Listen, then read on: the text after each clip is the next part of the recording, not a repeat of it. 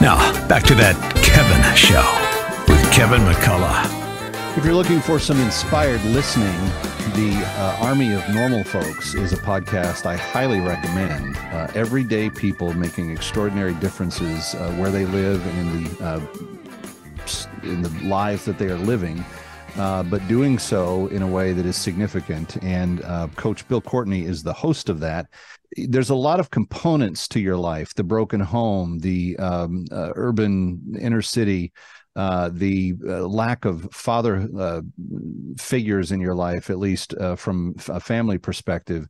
And yet you somehow figured out to how to stay married, raise your children, and be a mentor to others that go beyond your own familial boundaries.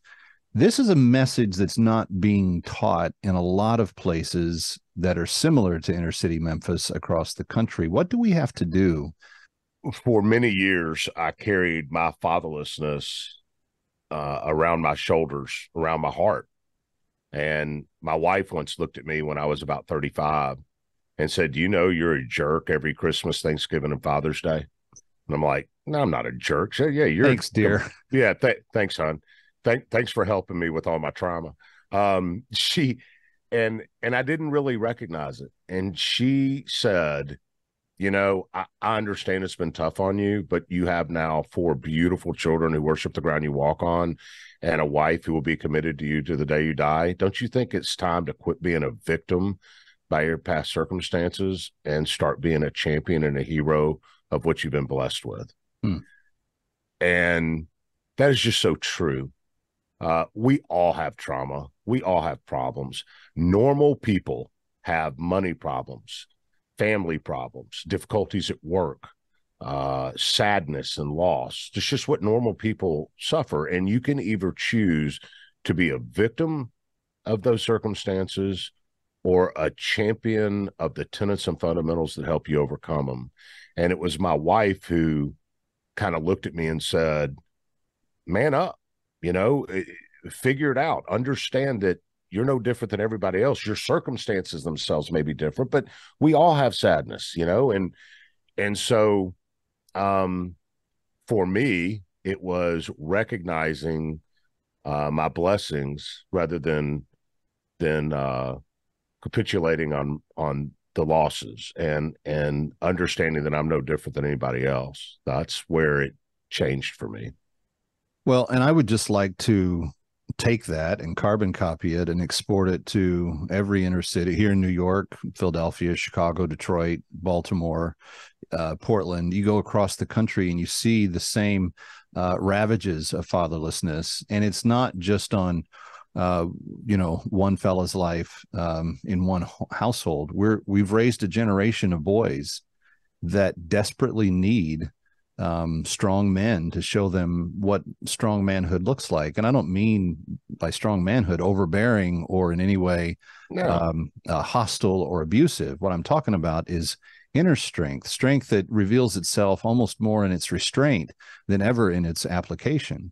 And that's what you talk to Larry Elder, who's running for president, and any number of other significant social leaders across the country, and they will tell you the fatherlessness epidemic that we've subjected a particular generation of men to will have enduring effect on our generations to come.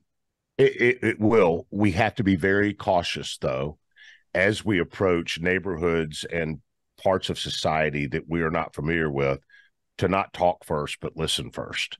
We can come off paternalistic if we immediately assume we know about the realities of people that we have not yet listened to. So one of the biggest things is the first thing we got to do is understand. And then once we understand, we seek to serve. But in doing so, we don't allow those we seek to serve to be victims of their circumstances, but do it in a non-paternalistic way, in more of a mentoring and service way. There are neighborhoods all over the United States. Mine has them. Everybody has. Memphis has them. Every city has them, where when you drive by and you look down the street, or you drive over and you look down the viaduct and you see the abject poverty and loss and despair, where you think, somebody ought to do something about that one day. as if that sentiment matters. And I submit the sentiment means nothing. Right. I suggest we kick that rearview mirror about 15 degrees to the left and look at ourselves and say, maybe I could do something small about that one day. Coach Bill Courtney, you're a big part of that solution. Thank you for spending some time with us tonight. Thanks so much for having me. Friends, you want to get the podcast, go to normalfolks.us, normalfolks.us. It's the easiest way to access everything that Coach Bill Courtney was just talking about, normalfolks.us. Kevin McCullough coming right back from Times Square. Don't go away. Ready or not, he'll be right back.